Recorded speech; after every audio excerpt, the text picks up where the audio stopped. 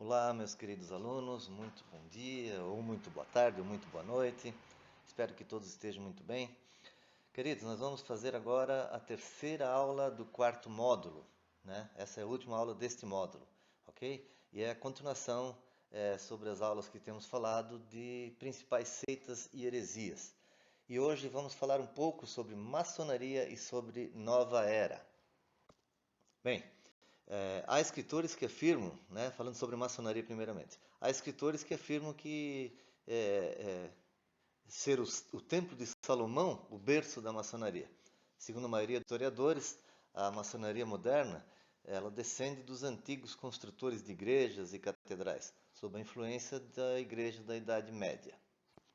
A maçonaria usa sempre como referência, né, como uma referência, o grande arquiteto do universo, Gadu, G-A-D-U, que é a designação maçônica para um ente superior, planejador e criador de tudo o que existe. O livro sagrado pode ser a Bíblia, Alcorão, Torá, codificação espírita. Então, para eles, qualquer livro serve, qualquer livro sagrado eles podem usar em seus rituais. Eu, meus queridos, há alguns anos atrás, muitos anos atrás, fui convidado, né, porque eu não me aprofundei muito no assunto, mas dizem que eu não posso querer ser maçom, eu tenho que poder ser maçom, ou seja, eu tenho que ser convidado. Se eu quiser ser, isso não funciona dessa forma, né? E quando eu fui convidado, as duas primeiras imposições que fizeram no convite já, que eu não poderia ser ateu, eu tinha que ter alguma crença, qualquer que fosse, e a mulher não poderia se opor, mesmo a mulher não participando, né, dos rituais, de seus cultos, sei lá como é que chamam, a mulher não poderia se opor. E logo apareceu a cilada da coisa. Me perguntaram se eu conhecia pessoas que eram maçons e se eu observei algo nessas pessoas. E a minha resposta foi imediata, né? Eu nem cristão eu era, na verdade. Acho, ou era bem no início, me parece que foi isso.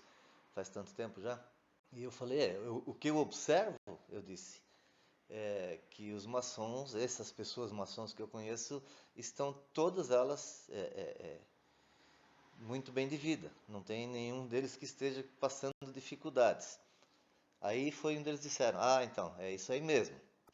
Ou seja, eles te pegam no contrapé, né? Se você está abalado, financeiramente principalmente, eles já vêm com essa conversa porque há uma ajuda entre eles, tal. Então é um atrativo que eles usam, né? Na verdade é uma cilada. Esse é o nome.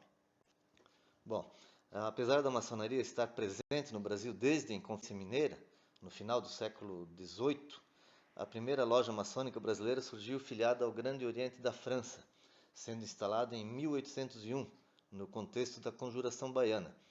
A partir de 1809 foram fundadas várias lojas no Rio de Janeiro, Pernambuco, e em 1813 foi criado o primeiro Grande Oriente brasileiro, sob a direção de Antônio Carlos Ribeiro de Andrada e Silva.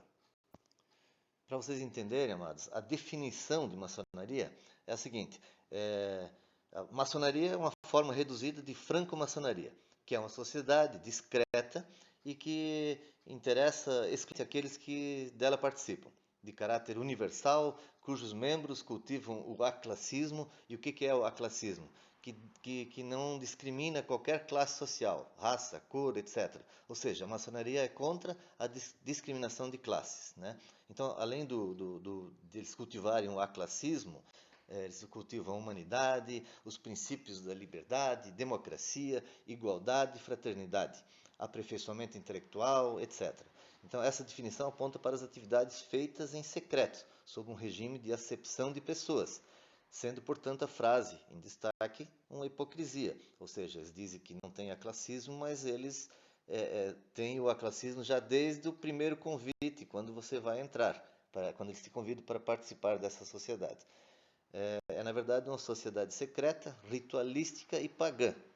É uma religião disfarçada, por isso se enquadra no ocultismo. E eles têm símbolos, né? Vamos falar rapidamente sobre alguns, que são muitos. Eles têm o compasso, né? Que é um símbolo do espírito para eles, né? Do pensamento. Os círculos traçados representam as lojas. Eles têm o esquadro como símbolo de retidão.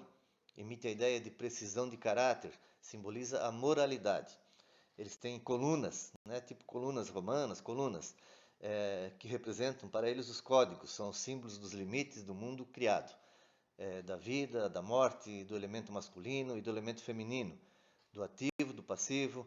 Estas são também representações físicas das duas colunas de entrada do Templo de Salomão. A letra G também é um símbolo deles, é a sétima letra do alfabeto árabe e apresenta diversos significados, como grande arquiteto do universo, geometria, gnose, gravitação, geração, grandeza, essas coisas assim. Tem também o nível, aquela ferramenta nível, que significa que todos são da mesma origem, ramos de um só tronco. Tem também o prumo, que representa valores como retidão moral e verdade. Como eu falei, há muitos outros símbolos que aqui não estão descritos, né? São muitos mesmo. Faço algumas considerações aqui. A trilogia aponta para as virtudes, sabedoria, força e beleza. Sabedoria para conduzir seus projetos, força para se sustentar em suas dificuldades e beleza para revelar a delicadeza dos sentidos nobres e fraternais do verdadeiro maçom. Tudo isso, não esqueçam, tudo isso eles fazem na força do seu próprio braço, ou seja, excluindo Deus. As mulheres, como eu já disse, não fazem parte da maçonaria. Porém, um homem deve obter a concordância de sua esposa para fazer parte desta confraria. Há raríssimas exceções onde as mulheres participam.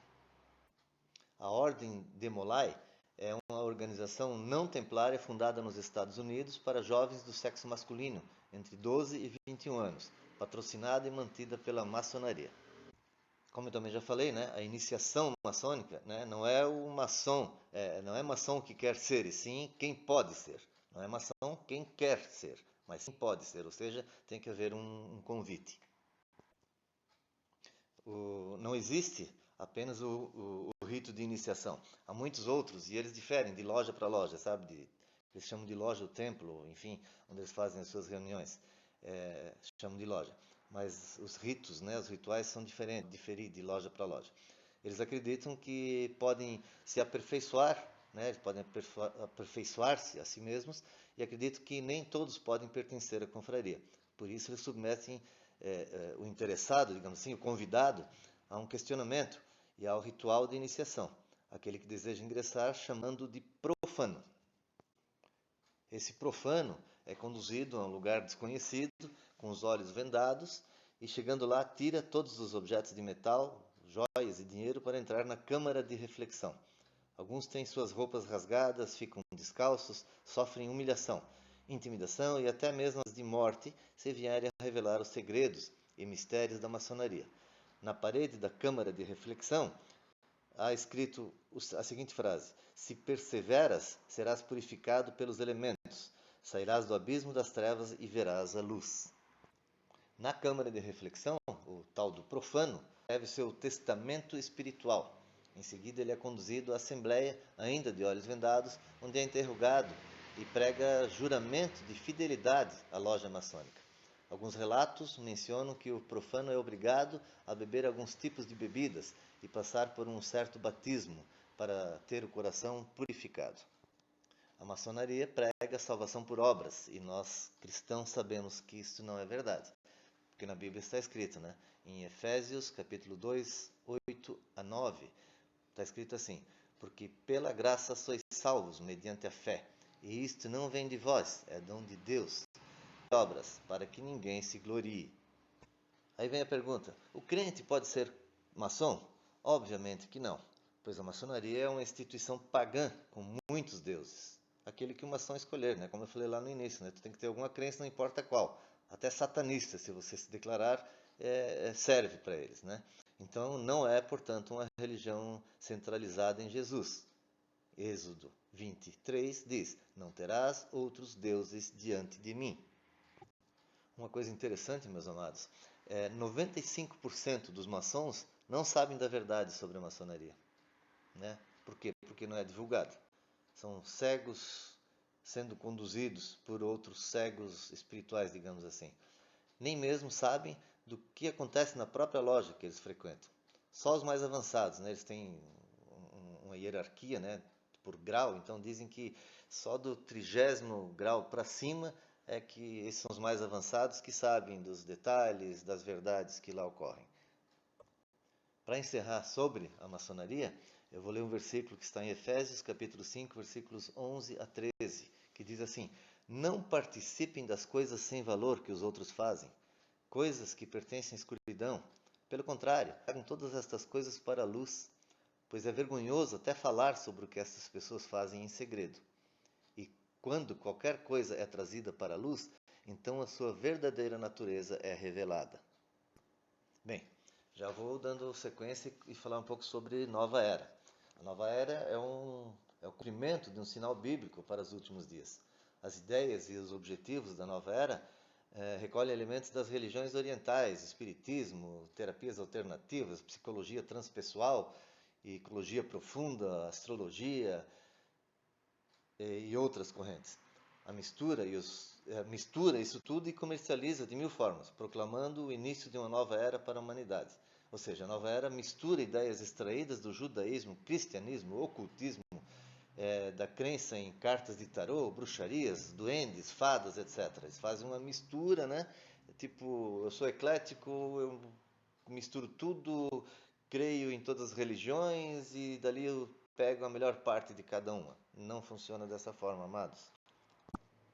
É um movimento que não tem data de fundação, nem fundador ou liderança humana. Seus líderes são seres espirituais.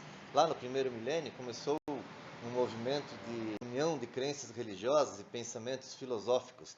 Aí depois, em 1614, apareceram os Rosacruzes, né? Tem um livro chamado A Reforma Geral do Mundo, que defende a fraternidade universal. Depois, em 1717, veio a Grande Loja Maçônica de Londres, que é importante representante do movimento maçom. Em 1835 surgiram os transcendentalistas. Tem um livro que fala sobre isso, chamado A Natureza. Em 1932, tem um livro chamado O Espírito da Terra. Mudança dos valores humanos para compreender o verdadeiro poder da mente. Então vocês percebem que no estudo Jesus fica de fora. Deus fica de fora. É tudo eu faço, eu aconteço, eu evoluo. Continuando, em 1940, no livro Admirável Mundo Novo, fala de curas paranormais, um novo tipo de governo. Depois apareceram os hippies, né? Amor à liberdade sexual, paz e amor, nova era de aquário, que é a era anterior, a era de peixes. Vocês sabem que o peixinho, aquele é o simbolismo, é o símbolo cristão. A nova era baseia-se muito na astrologia. Né? Nos últimos 2 milênios, o Sol nasceu no signo de Peixes, né? Que você sabe, como eu acabei de falar, o peixinho, aquele é um emblema cristão. Né? Mas agora, para eles, né, agora, neste milênio, o Sol nasceu no signo de Aquário. E para eles é o fim da era cristã. Acabou a era cristã e começa uma nova era. O objetivo da nova era é direcionar o mundo para o estabelecimento do governo do anticristo. Os principais pontos da nova era. Para eles, por exemplo, Deus é uma energia universal. Jesus é apenas um mestre iluminado. O homem é a expressão máxima da evolução divina.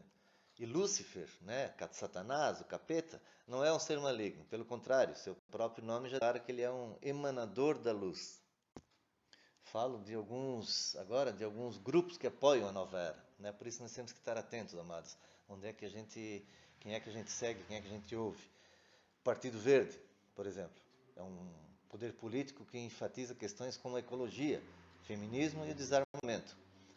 O Greenpeace, dos Estados Unidos, é uma organização ambiental que tem como objetivo despertar uma consciência planetária. E os cidadãos planetários também é um movimento que sempre voltado à natureza, à defesa do planeta, e Jesus fica de lado, Deus fica de lado.